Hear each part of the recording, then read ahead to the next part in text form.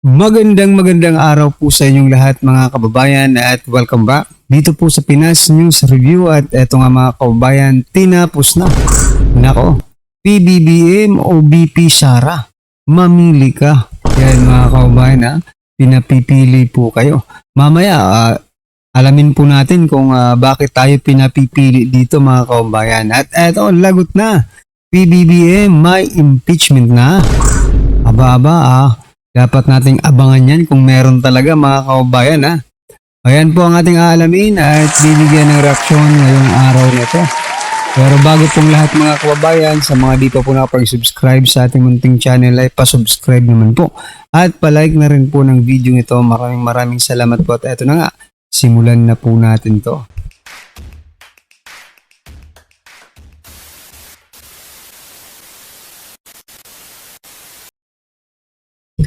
So yan mga kababayan, simulan po natin ang ating balitaan dito po sa balita, sa isang post ng isang political vlogger at attorney na si Jesus Falses, mga kababayan. Sabi niya po dito, Happy New Year! 2 impeachment complaints will be filed this year, one against BBM and one against Sara Duterte. Which one will succeed? Bayan mga kababayan, alin daw ang magtatagumpay? Ayon po yan sa isang political blogger and lawyer na si Attorney Jesus Falses. Well, anyway, kung kayo po ang tatanungin, sino po ba talagang magtatagumpay? I think mga kababayan, pero magtatagumpay sila, pero mahihirapan po, na mapatalsik si BP Sara. Kasi mga mukhang pera po yung mag-real talk na lang po natin to Mga mukhang pera po yung mga congressman Saan po ba pinoproseso ang impeachment complaint na yan mga kababayan? Di ba sa House of Representatives?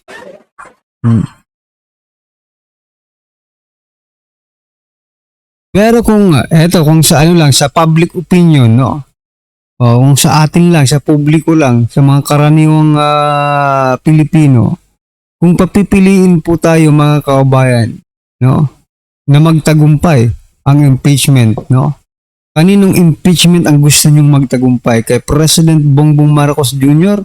or kay Vice President Sara Duterte? Paki-comment na lang po mga kababayan ang inyong komento. Dahil napaka-importante po niyan sa public opinion. Okay? Kasi talo talaga tayo. Amin tayo.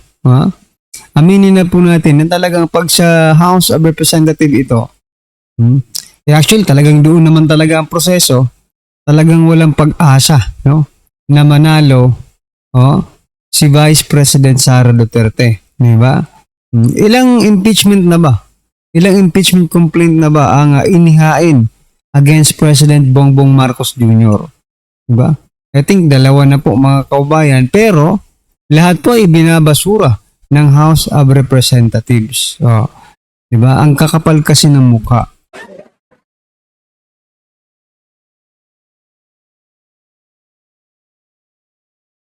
Pero eto mga kaubayan, eto ang matindi Eto, pakita po natin yung isa pang balita Ito, sa bagong impeachment po ni Vice President Sara Duterte, teka nga. Ito, sabi po dito, new impeachment versus Sara Duterte may include alleged bagman's affidavit. Biruin mo, pati yung affidavit ni Madriaga mga kababayan ay isasama doon po sa kanilang article of impeachments. Diba? Article of impeachment. Alright?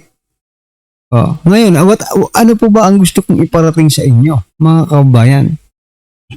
Basura po ang impeachment articles na ito. Bakit? Ibiruin mo.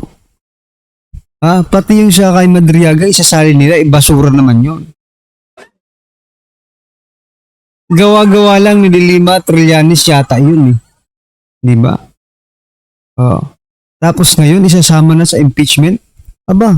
Wow naman. Paano kay President Bongbong Marcos Jr.? isasama rin ba yung statement, no, ni Saldico na sila po ang mastermind ni Romualdez? Pwede rin, di ba? Kasi kung pinaniwalaan nga nila itong siraulong ito, di ba? Kung pinaniwalaan nga nila itong nakakulong na si Madriaga, di ba? Bakit hindi nila pwedeng paniwalaan yung statement ni former Ako Bicol Party List Representative Saldico against Romualdez at saka PBBM, di ba? Na sinasabi doon ay sila po ang mga mastermind. O bakit hindi nila pwede isama? Isama nyo yun. Sinama nyo nga dito yung kay Madriaga di ba? Nako. Mukhang may dito mukhang may something na namang mangyayari ngayong 2026 sabi po dito ni Park Ji-sun you cannot impeach a VP just for a bagsman meme story. Oo nga imagine affidavit of a convict. What does he have to lose? Oo nga. Pwede pa siyang makalaya kung yun ang condition nila, di ba? She already predicted this. She's not worried at all. Oo nga rin naman, no? Tama rin naman po itong sinasabi ni Singrid Kagata, no? Na ini-expect na talaga ito ni Vice President Sara Duterte, no? At hindi po siya nag-aalala kasi ini-expect ng na ganito talagang mangyayari, no? Okay. Ano po ang inyong masasabi dyan, mga kaubayan? I-comment nyo na lang po. At eto, last po natin pag-uusapan, mga kaubayan. Ito pong si Buying. Kasi si Buying, di ba mga kaubayan, napaka-obsess po nito sa presscon. Ito po ang sabi ni Sir Jason sa. Sabi po ni Sir Jason sa, si Buying na sobrang obsess sa presscon, ngayon hanggang text na lang, nasaan kaya? Totoo naman no? Counting issue, presscon. Counting daldal, counting diba, counting lang niya, kilos, presscon. Diba? Pero bakit ngayon hanggang text na lang? Marami pong nagdududa na si Buying daw ang idinala sa ospital, mga kaubayan. Dapat ba nating malaman ang katotohanan sa likod ng text na lang ni Buying? At saka may nakita pa akong post kahapon, no, na sinasabi buhay na buhay daw si Buying Rimulya at naglalaro ng golf. Kung naglalaro pala siya ng golf, mga kaubayan, bakit inuna niya pa yun? Sabik na sabik ito sa mga presscon. Dapat presscon muna bago golf, di ba? Pero, yan nga, marami ang umiikot sa ating isipan na si Buying po ay salamat naman. Salamat naman kung ganun. Mabawasan din sila. Di ba? Kayo ba, mga kaubayan, naniniwala na itong walang nangyaring masama dito kaya Buying Rimulya? Nako, kung kayo po ay naniniwalang may nangyari po sa kanya, comment nyo nga na sabihin nyo okay na si Buying. Okay na para kunin, aray ko po. Anyway, eto mga kaubayan, pasadahan po natin ang video ito. Na kung saan, sabi po dito, walang kawala, kapapasok lang, kumilos na.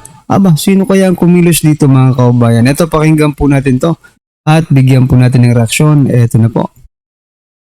Bigyan natin ng opinion, reaction itong post ni Dr. Tony Liachon. Sabi niya, PBBM, Beto, Maip, AX, Tupad, and the 243 billion unprogrammed appropriations, the sources of the corrupt pork barrel, or face Supreme Court again. Tama na, busog na. So, kaso sa Supreme Court. Kahapon, may narinig akong pahayag ni Congressman Edgar Erese. Ini-question niya yung sobrang bilis na pag-ratify ng budget sa Kamara. In 2 minutes, tapos na. Hindi nila pinagsalita ang minority. And according to Congressman Edgar Erese, hindi nila sinunod ang rules. Kasi ang ruling, dapat yung mga boboto ng no, ipaliwanag nila bakit no. Kaya nabanggit ni Congressman Edgar Erese na posible magsasampa siya ng kaso sa Supreme Court. So ito ulit, si Dr. Tony Liachon, I think kasama si Dr. Tony Liachon na nagkaso sa administrasyon tungkol sa PhilHealth, yung 60 billion. So ito, hindi na sila natuto, grabe, nandyan pa rin ang mga sources ng corruption. Lalo na yung unprogrammed funds na yan. Ang mga minority congressmen, gusto nilang tanggalin ang unprogrammed. Kailang minadali ng Kamara na i-approve. So, wala, talagang brinaso.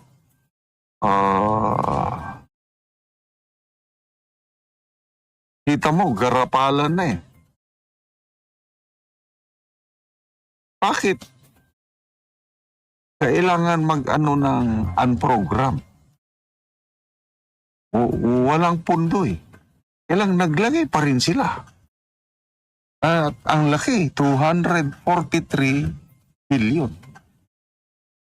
Tapos, ano pa, si Senator Marcoleta, he voted no doon sa ratification ng budget sa Senado. Binawasan nila ang pondo para sa flagship programs ng gobyerno. Example, yung North-South Railway at saka Metro Manila Subway. Napaka-importanting mga projects na lang. Nabawasan ng halos 143 billion at dinala kung saan-saan. Baka dito na yung mga ayuda. So, nakakadismaya po na itong budget, sana ang budget, ang focus ng budget is paano ma-spur ang economy para ang kapakanan ng nasa laylayan is uunlad tayo. Kailang hindi eh. Tingnan mo. MAIP, AIX, TUPAD. Puros puros ayuda. Ayaw nilang, how do I say it? Gusto nila ang taong bayan nakasalalay lang sa ayuda. Tinuturuan nila ang mga tao na maging tamad. Naghihintay lang ng ayuda. Pero mga kaubayan, kung kayo po ang tatanungin mga kaubayan, gusto nyo po ba na maging dependent na lang tayo sa gobyerno through ayuda? Yan po ba talagang gusto ninyo? Hindi, gusto ko rin pong malaman mga karibin natin. Kasi kung yan po ang gusto ng taong bayan, baka kaya nila ginagawa yan paulit-ulit. Diba kasi ginawa na po nila yan and the result is not good, no? Hindi po magandang naging resulta sa ating ekonomiya. Maging sa ating lahat, diba? Kung nakatanggap ka man po. Kasi sabi nga kanina General Macanas, ginagawang tamad, no? Ang mga Pilipino. Pero yan, kung ikaw po ay naniniwala na ito po ay makakaganda sa ating ekonomiya, at talagang sustainable yung mga ganitong estratehiya, paki-comment nga po mga kabayan kung kayo po ay naniniwala. Pakisabi pong, opo, gusto ko ng ayuda. Diba? Pero kung hindi mo naman gusto, sabihin mo pong hindi ko gusto ng ayuda. Okay? Kaya tinawag na tayong Ayuda Republic. Hindi na natuto. Dinagdagan pa, mas malaki pa nga ang ayuda ngayon kumpara nung mga nakaraan. So wala rin, walang pagbabago. So, ngayon, nire-review daw ng Pangulo ang budget. Kaya I don't know kung anong klaseng review. Kaya ako, sang-ayon ako dito sa opinion ni Dr. Liacho na dapat ibeto yung mga MAIP, yung medical assistance on indigent patients. Wala namang problema sana ito kung hindi nila hinaluan ng politika.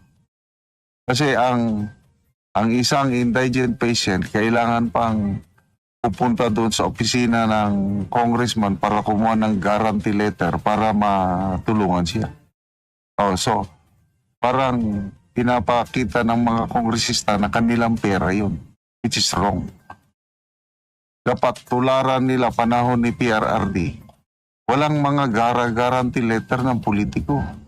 Pag na-hospital ang isang pobreng kababayan natin, punta lang siya sa malasakit center office sa bawat hospital, interviewin.